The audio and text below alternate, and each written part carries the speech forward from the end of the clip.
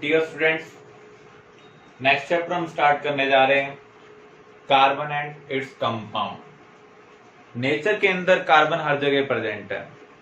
हमारी बॉडी के अंदर जो हम फूड स्टफ ईट करते हैं और जो हम रहने के लिए चीजें यूज करते हैं, उन सब के अंदर कार्बन किसी ना किसी फॉर्म के अंदर प्रेजेंट है। इसलिए कार्बन हमारे लिए बहुत ज्यादा इंपॉर्टेंट है। Occurrence of carbon, carbon atmosphere में कार्बन डाइऑक्साइड की फॉर्म में एग्जिस्ट करता है। अर्थ क्रस्ट में कार्बोनेट की फॉर्म में, लिविंग ऑर्गेनिज्म के अंदर भी ये एग्जिस्ट करता है। जैसे अभी हमने डिस्कशन किया, हमारी बॉडी में एग्जिस्ट कर रहा है। कार्बोहाइड्रेट कार्बन से बने हुए हैं। हमारी बॉडी का कोई भी पार्ट जो हम फूड स्टफ ईट करते हैं, उन सब के अंदर कार्बन किसी न किसी फॉर्म के अंदर प्रेजेंट है। फ्यूल जो हम यूज करते हैं उसके अंदर भी कार्बन प्रेजेंट है। Natural gas, biogas, marsh gas, petroleum, इन सब के अंदर कार्बन प्रेजेंट है। कार्बन अर्थ क्रस्ट के अंदर कार्बोनेट, बाइकार्बोनेट की फॉर्म में प्रेजेंट है। कार्बन नेचर में फ्री स्टेट में मिलता है, मींस एलिमेंट्री फॉर्म में भी मिलता है, in the form of diamond, graphite, fullerene. तो नेचर के अंदर कार्बन की बहुत सारी प्रेजेंस है। आर्टिफिशियली भी हम बहुत सारे कंपाउंड कार्बन के बनाते हैं और अपने डेली लाइफ में यूज करते हैं। जितने भी फाइबर हम यूज करते हैं उनके अंदर कार्बन प्रेजेंट है। तो कार्बन का हमारी लाइफ के अंदर इंपॉर्टेंट रोल है, इसलिए हम स्पेशली स्टडी कर रहे हैं कार्बन एंड इट्स कंपाउंड्स। सबसे पहले हम स्टडी कर लेते हैं आयनिक कंपाउंड और कोवलेंट कंपाउंड की प्रॉपर्टीज में क्या डिफरेंस है। जो आयनिक कंपाउंड्स है वो जनरली हार्ड होते हैं, ब्रिटल होते हैं। हार्ड क्यों है? पॉजिटिव और नेगेटिव आयन के बीच में जो फोर्स होता है उसे हम क्या बोलते हैं? Electrostatic force of attraction. दो पार्टिकल के बीच में जितने भी फोर्सेज एग्जिस्ट करते हैं, सबसे स्ट्रॉन्ग फोर्सेज कौन सा है? इलेक्ट्रोस्टैटिक फोर्स, न्यूक्लियर फोर्सेज को छोड़कर। तो इलेक्ट्रोस्टैटिक फोर्स ऑफ अट्रैक्शन सबसे ज्यादा स्ट्रॉन्ग है। स्ट्रॉन्ग अट्रैक्टिव फोर्स की प्रेजेंस की वजह से हम इतनी एनर्जी रूम टेम्परेचर प्रोवाइड नहीं कर सकते हैं कि जो आयनिक कंपाउंड है रूम टेम्परेचर पर लिक्विड में कन्वर्ट हो जाए या फिर गैस में कन्वर्ट हो जाए। क्योंकि आपको पता है सॉलिड, लिक्विड और गैस को सेपरेट करने के लिए हमें एनर्जी प्रोवाइड करनी पड़ती है। सॉलिड की थर्मल एनर्जी सबसे कम होती है, लिक्विड की उससे ज्यादा होती है और गैस की सबसे ज्यादा होती है। तो यहां पर ब्रिटल का मीनिंग क्या है? अगर आप बीट करें तो वो पाउडर में कन्वर्ट हो जाए। ऐसा किसकी वजह से होता है? फॉर एग्जाम्पल, आपके पास सोडियम क्लोराइड क्रिस्टल है। सोडियम क्लोराइड क्रिस्टल के अंदर एक लेयर ये है, केटाइन के अराउंड अनायन, अनायन के अराउंड केटाइन। अब हम इसके ऊपर अगर सेकंड लेयर प्लेस करें तो वो क्या होगी? Na पॉजिटिव के ऊपर आएगा Cl नेगेटिव, Cl नेगेटिव के ऊपर आएगा Na positive, then Na positive के ऊपर Cl नेगेटिव। तो आप ये कह सकते हैं केटाइन के अराउंड अनायन प्रेजेंट होंगे, अनायन के अराउंड केटाइन प्रेजेंट होंगे थ्री डायमेंशनली।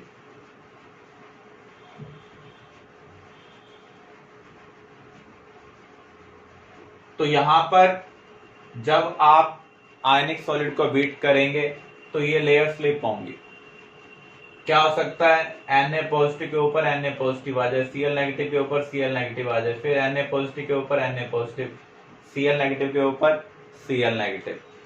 जितने अट्रैक्टिव फोर्स स्ट्रॉन्ग होते हैं उतने रिपल्सिव फोर्स स्ट्रॉन्ग होते हैं। जैसे लेयर स्लिप होती है तो उस केस में रिपल्सिव फोर्सेस डोमिनेट कर जाते हैं और आयनिक सॉलिड किस में कन्वर्ट हो जाता है? पाउडर में कन्वर्ट हो जाता है। क्रिस्टलाइन का मीनिंग क्या होता है? जहां पर एक परफेक्ट पैटर्न हो। यहां पर आप देख सकते हैं इस पोर्शन का पैटर्न और इस पोर्शन का पैटर्न क्या है? सेम है। जहां पर पैटर्न की रिपीटिशन होती है उसे हम क्या बोलते हैं? Crystalline solid. तो ionic solid strong attractive force की वजह से हार्ड है। जब आप इन्हें बीट करते हैं तो स्ट्रॉन्ग रिपल्सिव फोर्सेज की वजह से पाउडर में कन्वर्ट हो जाते हैं। किसी भी आयनिक सॉलिड के अंदर जो पैटर्न है वो थ्रू आउट सॉलिड रिपीट होता है, इसलिए वो कौन से सॉलिड है? क्रिस्टलाइन सॉलिड है। अट्रैक्टिव फोर्स स्ट्रॉन्ग होने की वजह से उनको सेपरेट करना डिफिकल्ट है, इसलिए इनका मेल्टिंग पॉइंट और बॉइलिंग पॉइंट क्या है, हाई है। आयनिक कंपाउंड के अंदर पॉजिटिव और नेगेटिव है। वाटर मॉलिक्यूल के पास भी ईएन डिफरेंस की वजह से पार्शियल नेगेटिव और पार्शियल पॉजिटिव है। जिनके पास भी पॉजिटिव नेगेटिव होता है उन्हें हम बोलते हैं पोलर। सॉल्युबिलिटी किसको फॉलो करती है, लाइक डिजोल्व लाइक प्रिंसिपल को। पोलर पोलर में डिजोल्व होता है, non polar non polar. For example, अगर आपके हाथ पर पेंट लग जाए तो उस केस में अगर आप उसे वाटर से वॉश करेंगे तो वो क्लीन नहीं होगा, क्योंकि जो हम पेंट यूज करते हैं आयरन ग्रिल के ऊपर उसका नेचर है ऑयली, और आपको पता है ऑयल और वाटर एक दूसरे को क्या करते हैं, रिपेल करते हैं। तो जब हम वाटर की हेल्प से वॉश करने जाएंगे तो उनकी बॉन्डिंग नहीं बन रही है, इसलिए हम वाटर की हेल्प से पेंट को क्लीन नहीं कर सकते। लेकिन अगर आप केरोसिन ऑयल या पेट्रोल का यूज करें जिनका नेचर है नॉन पोलर, तो हम पेंट को इजीली क्लीन कर सकते हैं। तो आयनिक सॉलिड पोलर नेचर के, इनके पास पॉजिटिव नेगेटिव है, इसलिए पोलर सॉल्वेंट के अंदर डिजोल्व होंगे जैसे वाटर के अंदर। लेकिन ये इनसॉल्युबल है नॉन पोलर सॉल्वेंट में, kerosene oil and petrol. Ionic compound room temperature पर एज ए सॉलिड एग्जिस्ट करते हैं और ये इलेक्ट्रिसिटी को कंडक्ट नहीं करते हैं। कंडक्शन के लिए क्या चाहिए होता है, free charge carrier, means ions free होने चाहिए या फिर इलेक्ट्रॉन्स फ्री होने चाहिए। Metal good conductor of electricity है due to presence of loosely bound free electron. जो आउटरमोस्ट शेल के इलेक्ट्रॉन है वो लूजली बाउंड है, जब आप उनको थोड़ी सी एनर्जी प्रोवाइड कर देते हैं तो उस केस में वो इलेक्ट्रॉन फ्री हो जाते हैं। तो यहाँ पर सॉलिड स्टेट में आयंस फ्री नहीं हो पा रहे हैं due to strong electrostatic force of attraction, इसलिए आयनिक सॉलिड स्टेट में क्या है, इंसुलेटर की तरह बिहेव करते हैं। लेकिन जब आप उन्हें मेल्ट करते हैं या फिर एक्वस स्टेट में लेते हैं तो उस केस में आयंस फ्री हो जाते हैं, तब वो गुड कंडक्टर ऑफ इलेक्ट्रिसिटी है। क्लियर?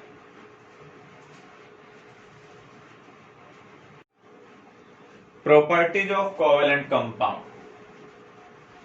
कोवेलेंट कंपाउंड में जो अट्रैक्टिव फोर्स हैं वो कंपैरेटिवली वीक हैं, और यहाँ पर जो इंटर पार्टिकल फोर्स होते हैं उन्हें हम बोलते हैं वंडरवाल फोर्सेस। ये फोर्सेस वीक क्यों हैं? आयनिक में कंप्लीट पॉजिटिव कंप्लीट नेगेटिव होता है, तो वहां पर जो अट्रैक्शन होगा वो कंपैरेटिवली स्ट्रॉन्गर है। यहाँ पर पॉजिटिव और नेगेटिव प्रेजेंट नहीं है, तो यहाँ जो अट्रैक्टिव फोर्स होंगे वो क्या होंगे, वीक होंगे। और यहाँ पर जो फोर्सेज है उन्हें हम क्या बोल रहे हैं, वंडरवाल फोर्सेज।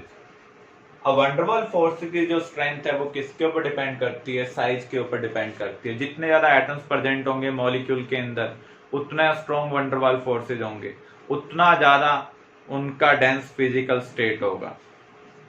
तो यहाँ पर अगर हम आयनिक कंपाउंड के कंपैरिजन में देखें तो इनका मेल्टिंग पॉइंट और बॉइलिंग पॉइंट लो है, क्योंकि यहाँ पर जो अट्रैक्टिव फोर्स है वो वीकर है। कोवेलेंट कंपाउंड नॉन पोलर होते हैं, मीन्स उनके पास पॉजिटिव नेगेटिव नहीं होता है, इसलिए वो पोलर सॉल्वेंट के अंदर इनसॉल्युबल है। लेकिन नॉन पोलर सॉल्वेंट के अंदर हाईली सॉल्युबल है। केरोसिन, पेट्रोल, कार्बन टेट्राक्लोराइड ये नॉन पोलर सॉल्वेंट है। कोवेलेंट कंपाउंड उनके अंदर हाईली सॉल्युबल है, क्योंकि सॉल्युबिलिटी किसको फॉलो करती है, लाइक डिजोल्व लाइक प्रिंसिपल को फॉलो करती है। कोवेलेंट कंपाउंड इलेक्ट्रिसिटी को कंडक्ट नहीं करते हैं, क्योंकि उनके पास लूजली बाउंड इलेक्ट्रॉन या फिर फ्री आयंस प्रेजेंट नहीं होते हैं। लेकिन graphite good conductor of electricity है। ये ग्रेफाइट की स्ट्रक्चर की वजह से, एक्चुअल में ग्रेफाइट में कार्बन 3 अदर कार्बन के साथ लिंक हो रहा है, जिससे 4th इलेक्ट्रॉन फ्री हो जाता है। तो उसकी वजह से जो ग्रेफाइट है वो गुड कंडक्टर ऑफ इलेक्ट्रिसिटी है।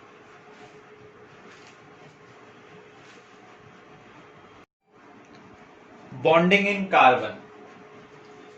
कार्बन का जो एटॉमिक नंबर है वो क्या है, 6 है, तो इसका इलेक्ट्रॉन कॉन्फ़िगरेशन क्या होगा, 2,4। इसके आउटरमोस्ट शेल में कितने इलेक्ट्रॉन है, 4 इलेक्ट्रॉन है।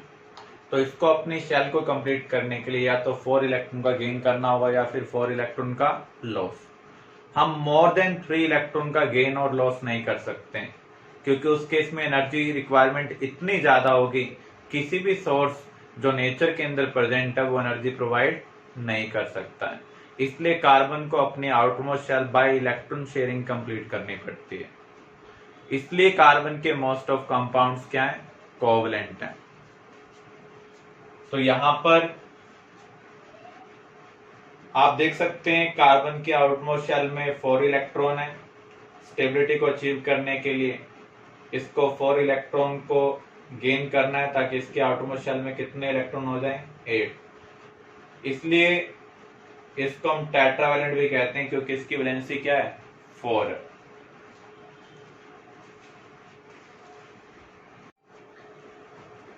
Metal and non metal chapter के अंदर भी हमने कवर किया था। शेयरिंग ऑफ इलेक्ट्रॉन से जो बॉन्ड बनता है उसे हम क्या बोलते हैं, कोवलेंट बॉन्ड। तो यहां पर जो कार्बन है वो 4 इलेक्ट्रॉन शेयर करेगा।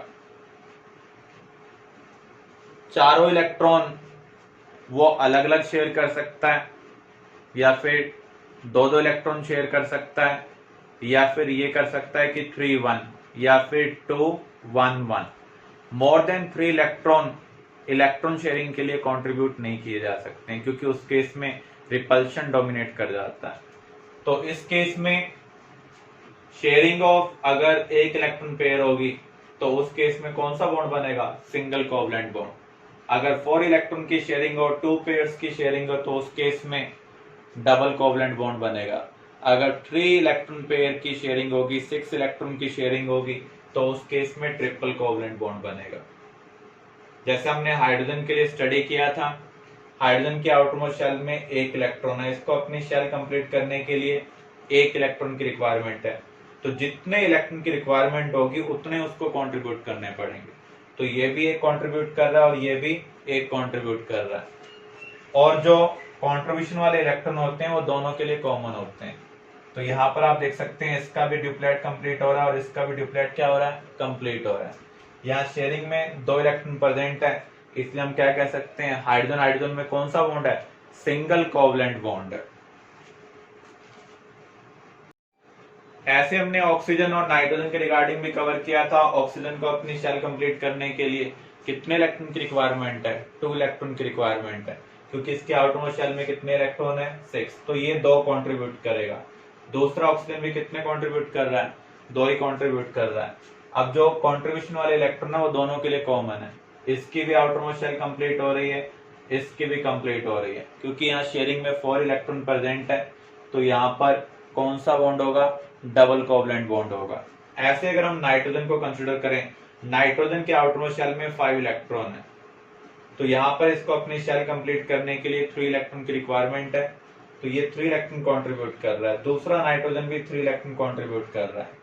कंट्रीब्यूशन वाले इलेक्ट्रॉन दोनों के लिए कॉमन होंगे। तो यहाँ पर आप देख सकते हैं दोनों की आउटरमोस्ट शेल क्या हो रही है, कंप्लीट हो रही है।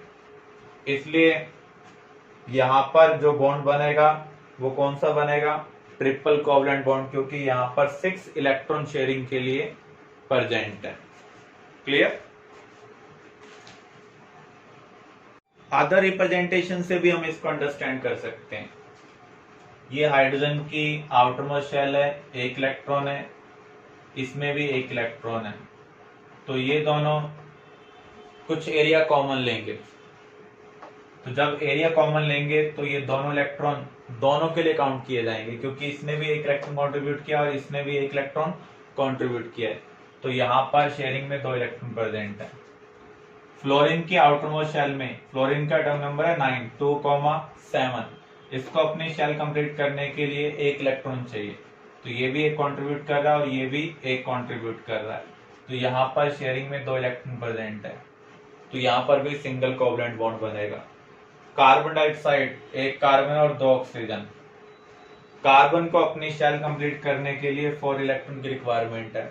ऑक्सीजन को अपनी शेल कंप्लीट करने के लिए 2 इलेक्ट्रॉन की रिक्वायरमेंट है। तो कार्बन क्या करेगा, 2 इलेक्ट्रॉन 1 ऑक्सीजन के साथ शेयर करेगा, अदर 2 इलेक्ट्रॉन दूसरे ऑक्सीजन के साथ शेयर करेगा। तो यहाँ पर आप देख सकते हैं शेयरिंग में 4 इलेक्ट्रॉन प्रेजेंट है, यहाँ भी शेयरिंग में 4 इलेक्ट्रॉन प्रेजेंट है। तो कार्बन ऑक्सीजन के बीच में क्या बनेगा, डबल कोवलेंट बॉन्ड बनेगा। यहां पर कार्बन ने 2 इलेक्ट्रॉन प्रोवाइड किए, ऑक्सीजन ने भी 2 इलेक्ट्रॉन प्रोवाइड किए, शेयरिंग में 4 इलेक्ट्रॉन प्रेजेंट है, इसलिए यहाँ पर डबल कोवलेंट बॉन्ड है। सिमिलर वे में इधर भी ऑक्सीजन 2 इलेक्ट्रॉन कंट्रीब्यूट कर रहा है, कार्बन भी 2 इलेक्ट्रॉन कंट्रीब्यूट कर रहा है, शेयरिंग में कितने इलेक्ट्रॉन प्रेजेंट है, 4, तो यहाँ पर डबल कोवलेंट बॉन्ड है। CF4 फ्लोरीन को अपनी शेल कंप्लीट करने के लिए 1 इलेक्ट्रॉन की रिक्वायरमेंट है, कार्बन को 4 इलेक्ट्रॉन की रिक्वायरमेंट है, तो यहां पर कार्बन फ्लोरीन को 1 इलेक्ट्रॉन कंट्रीब्यूट करेगा, फ्लोरीन भी 1 इलेक्ट्रॉन कंट्रीब्यूट कर रहा है, तो यहां पर शेयरिंग में 2-2 इलेक्ट्रॉन इन्वॉल्व है, तो यहाँ कार्बन फ्लोरीन में कौन सा बॉन्ड बनेगा, सिंगल कोवलेंट बॉन्ड। कार्बन यहाँ पर 4 डिफरेंट फ्लोरीन के साथ 1-1 इलेक्ट्रॉन कंट्रीब्यूट कर रहा है, तो यहाँ शेयरिंग में 2 इलेक्ट्रॉन प्रेजेंट है, इसलिए कार्बन फ्लोरीन में सिंगल कोवलेंट बॉन्ड बन रहा है।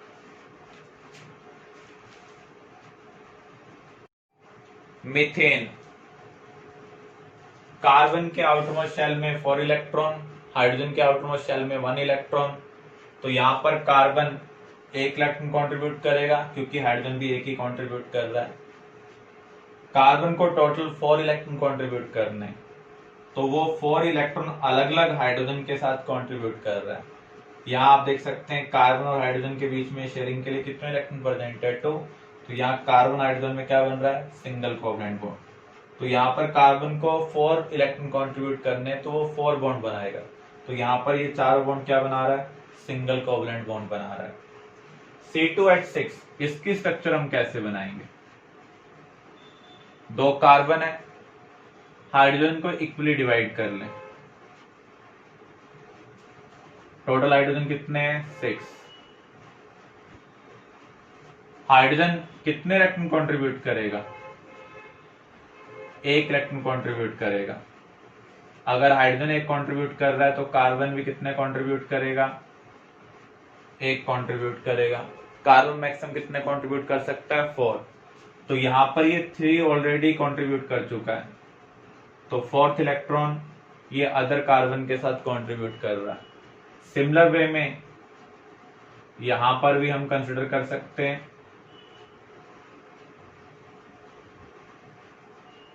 तो अब आप देख सकते हैं हाइड्रोजन की आउटरमोस्ट शेल में कितने इलेक्ट्रॉन है, 2, कार्बन की आउटरमोस्ट शेल में कितने इलेक्ट्रॉन है, 8। इधर भी आप देखें हाइड्रोजन की आउटरमोस्ट शेल में 2 इलेक्ट्रॉन है, यहां भी 2 इलेक्ट्रॉन, कार्बन की आउटरमोस्ट शेल में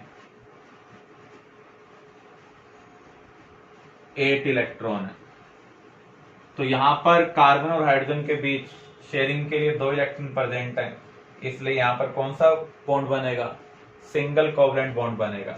कार्बन और कार्बन में भी कितने इलेक्ट्रॉन शेयरिंग में प्रेजेंट है, 2, तो यहां पर भी क्या बनेगा, सिंगल कोवलेंट बॉन्ड बनेगा। ऐसे अगर आपको C3H8 की स्ट्रक्चर बनानी है, तो 3 कार्बन है,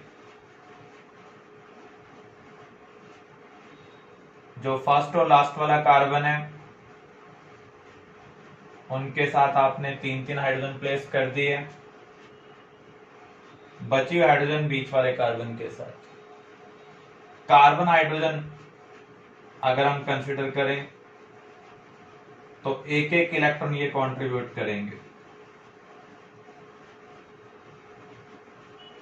कार्बन 3 इलेक्ट्रॉन कंट्रीब्यूट कर चुका है, अब अदर कार्बन के साथ भी ये 1 ही इलेक्ट्रॉन कंट्रीब्यूट करेगा। सिमिलर वे में हम इधर देख लेते हैं,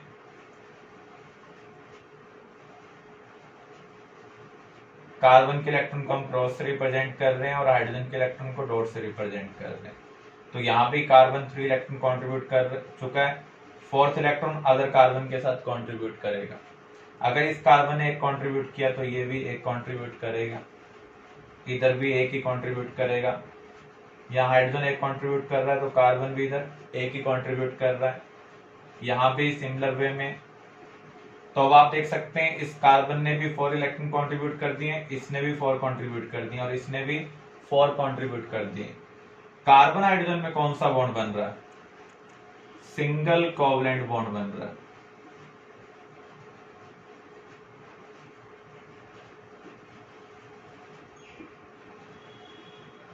कार्बन और कार्बन के बीच में कितने इलेक्ट्रॉन शेयरिंग में प्रेजेंट है? 2। तो यहां पर भी सिंगल कोवलेंट बॉन्ड बनेगा। यहां पर भी आप देख सकते हैं 2 इलेक्ट्रॉन प्रेजेंट है, तो यहां पर भी सिंगल कोवलेंट बॉन्ड बनेगा। तो ये स्ट्रक्चर किसकी है? प्रोपेन की है।